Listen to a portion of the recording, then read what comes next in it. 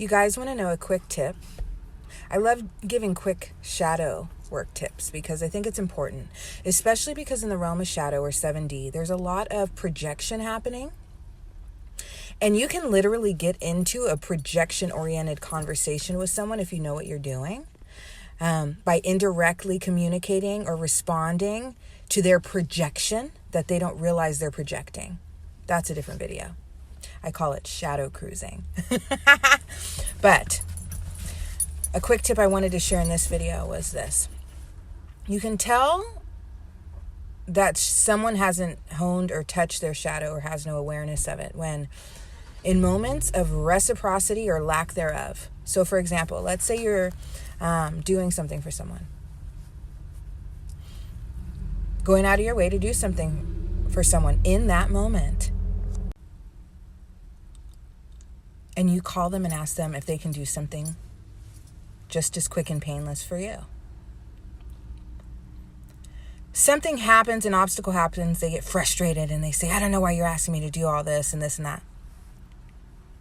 Shadow. They don't realize what they're doing. But as a master of inner work, or you, right? If you learn these methods or understand your psyche fully and do the work on the various aspects, I can see that they're feeling frustrated. It's a relational upset. It's a 2-5-7 sequence.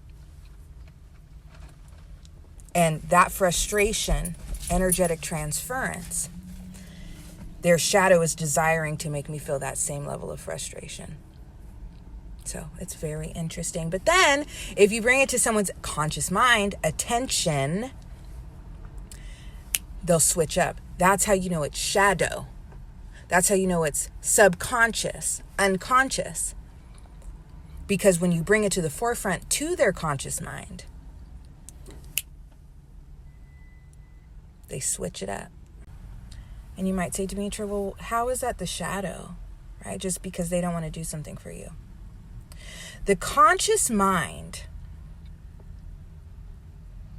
believes in its goodness, believes in its reciprocity, typically believes it's a good friend or a good person, typically wants to believe it does good things for people, so on and so forth, wants to believe it doesn't take advantage of others. Do you see where I'm going with this?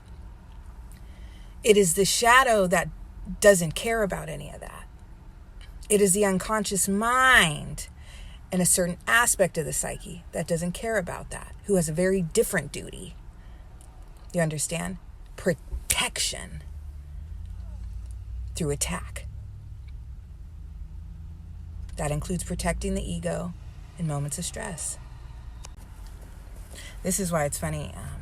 An old friend of mine, I would always listen to her venting about her relationship problems and all of the things that her girlfriend did wrong, so on and so forth. But when I would listen,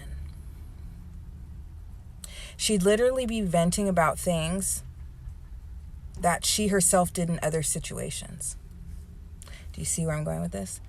It is an unconscious, it is a subconscious behavior. And if you don't know how to hone into it, and when you're talking to people or hone into it in your own behavior, you can literally walk around completely unaware of half of you. It's very interesting. Very interesting. But yeah. So the shadow is important to hone. Because when you hone that mofo, no one can touch it. And this is why I will continue to tell you guys until I am blue in the face that enlightenment cannot be attained without shadow work.